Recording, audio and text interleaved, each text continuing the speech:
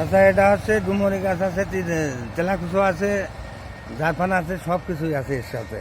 এটা তো রাস্তার আশপাশে যে ওই ওই অবশিষ্ট ঘাসটা, তাই না? অবশিষ্ট ঘাসটা আমি খাই। এটা খাওয়াই কি আপনি কোনো উপকার পাচ্ছেন? উপকার ডাক্তারের ওষুধপাতি আমি কম খাওয়াই, একটু ঝেড় হলি পারে, ওই একটা ট্যাবলেট খাওয়া দিলে সারিয়ে যায়, কিন্তু এতে আমার কোনো ক্ষতি হয় আপনার না। শুকনা যে খ্যার খাওয়ান, খ্যার খাওয়ায় বেশি উপকার পান না এই কাঁচা ঘাস খাওয়ায়, এইটা খাওয়ায় বেশি উপকার পান?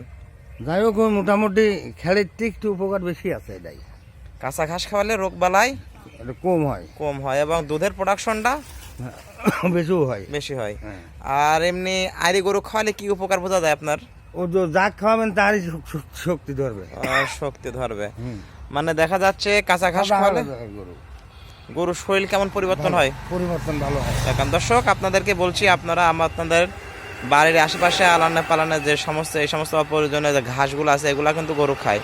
ডুমুরের পাতা অনেক উপকারী একটি জিনিস, এবং এই যে দেখতে পাচ্ছি তেলাকুচির পাতা, এই যে তেলাকুচির পাতা, এই তেলাকুচির পাতা খাওয়াইলে কিন্তু গরুর শরীর ঠান্ডা থাকে। গরমের দিনে আপনারা তেলাকুচির গাছ তুলে গরুকে খাওয়াইতে পারেন।